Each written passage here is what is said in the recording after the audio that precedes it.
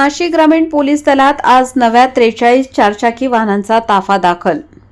Police मुख्यालय आडगाव येथील parade मैदानावर झालेल्या हस्तांतर सोहळ्यास जिल्हाधिकारी आयुष प्रसाद, विशेष पोलीस महानिरीक्षक दत्तात्रय कराळे आणि पोलीस अधीक्षक नाशिक ग्रामीण बाळासाहेब पाटील यांच्यासह वरिष्ठ अधिकाऱ्यांची उपस्थिती होती। प्रमुख अतिथींनी नवीन वाहनांना हिरवा झेंडा दाखवून ताफा मार्गस्थ केला। नाशिक ग्रामीण जिल्हा हा विस्तीर्ण भौगोलिक क्षेत्र आणि संवेदनशील सीमा भाग असल्याने सतत कायदा सुव्यवस्था राखण्यासाठी वाहनांची मोठी गरज होती। आगामी सिंहस्थ कुंभमेळा, मालेगाव परिसर, महत्त्वाची धार्मिक स्थळे, पर्यटन स्थळे आणि व्हीआयपी सुरक्षेसाठी नवीन वाहनं महत्त्वाची ठरणार आहेत।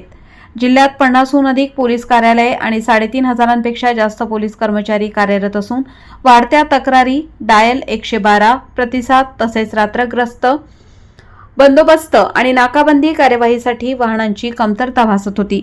सरकारकडून प्राधान्याने मंजूर झालेल्या या वाहनांमध्ये 35 Mahindra Bolero Neo, 5 Scorpio N, 2 Innova Crysta आणि 1 SUV 700 अशी एकूण 43 वाहने समाविष्ट आहेत। पुढील काळात उर्वरित वाहनंही तातडीने उपलब्ध करून दिली जातील अशी माहिती जिल्हाधिकाऱ्यांनी दिली।